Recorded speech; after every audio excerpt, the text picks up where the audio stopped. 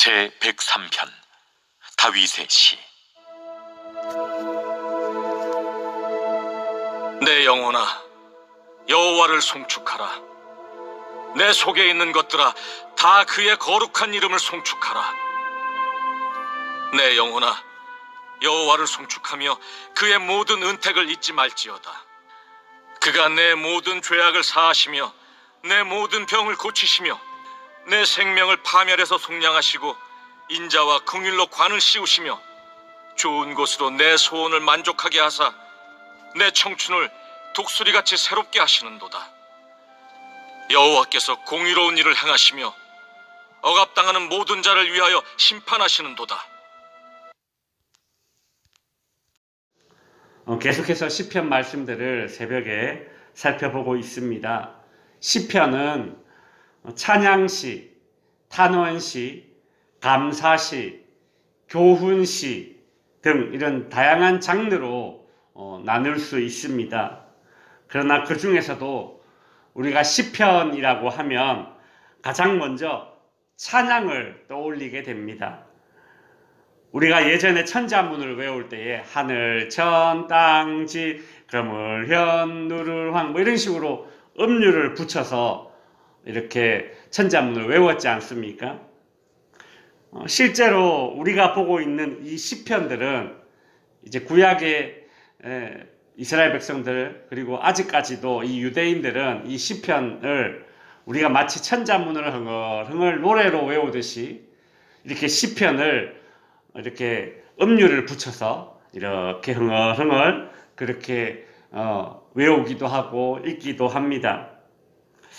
그래서 이 시편과 찬양은 뗄래야 뗄 수 없는 것인데, 특별히 오늘 시편 103편에서는 우리에게 찬양이란 무엇인가에 대한 어떤 새로운 인식을 주고 있습니다.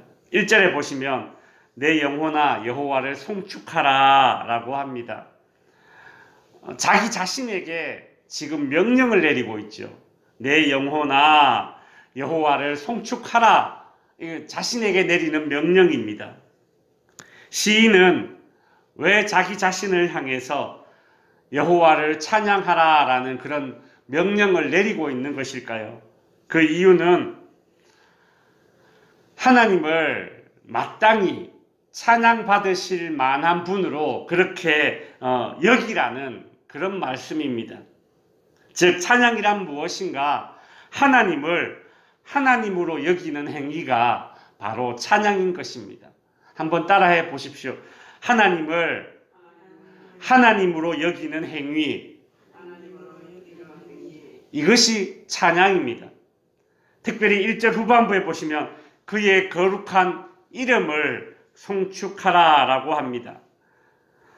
하나님의 이름을 송축하라, 하나님을 하나님으로 인정하되 하나님을 하나님으로 여기되 특별히 하나님의 이름을 높이는 것입니다.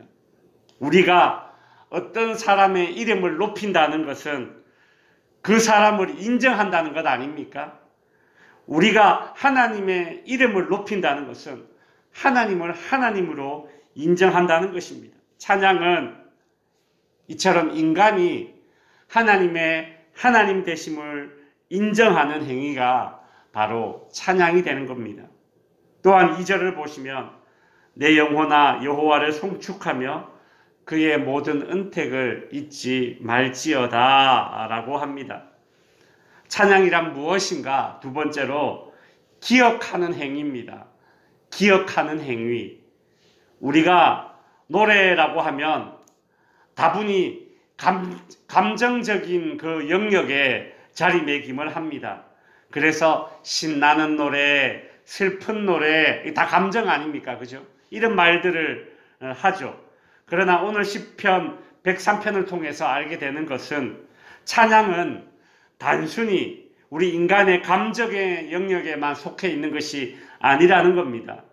찬양이 세상의 노래와 구분되는 것은 세상의 노래는 인간의 감정을 울리기 위한 것이지만 찬양은 하나님을 기억하는 행위입니다. 그렇다면 하나님의 무엇을 기억해야 합니까? 2절에 보시면 하나님의 모든 은택을 잊지 말라라고 하고 있죠. 은택이란 히브리어로 계물이라는 발음인데 행하다라는 뜻이 담겨져 있습니다. 즉 은택을 잊지 말라라는 이 말은 하나님이 우리를 위하여 행하신 일을 잊지 말라라는 그 뜻입니다.